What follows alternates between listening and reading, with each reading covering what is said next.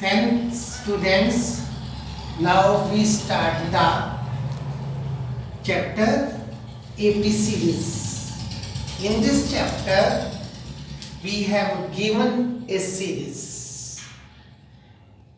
First of all, find out the common difference of this series. What meant by common difference? If we subtract the first term from the second term and third term from the fourth term and fourth term from the fifth term, then difference is same, then we can say the common difference is same. If the common difference is same, then it called the AP series. If the common difference is not same, it is not in AP series. तो सबसे पहले तो आपने ये देखना है कि it is the in AP series और नॉट इन AP सीरीज. आप हमारे साथ देखेंगे दो एग्जाम्पल.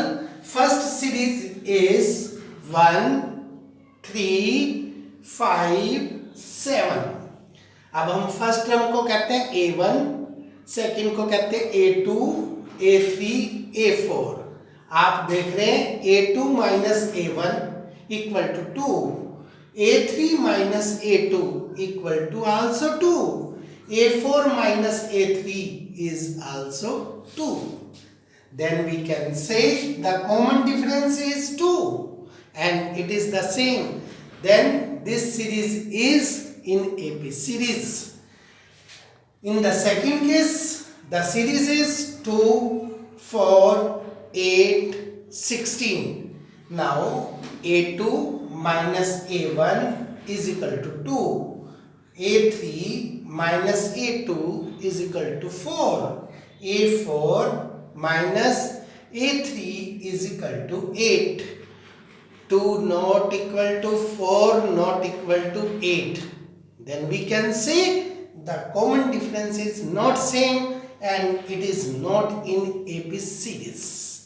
तो सबसे पहले तो आपको ये देखना है कि it is in AP series और नॉट.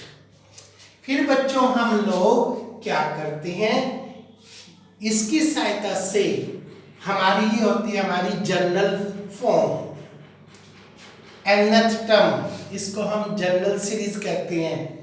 an, इसका फार्मूला होता है a प्लस n-1 ब्रैकेट में इंटू डी. अब इनकी मीनिंग समझ लीजिए. a का मतलब फर्स्ट टर्म, n का मतलब नंबर ऑफ टर्म्स. आप कोई भी टर्म निकालना चाहते हैं, 25th टर्म निकालना चाहते हैं, 10th टर्म निकालना चाहते हैं, 100 टर्म निकालना चाहते हैं, तो n की जगह आप वो रख सकते हैं.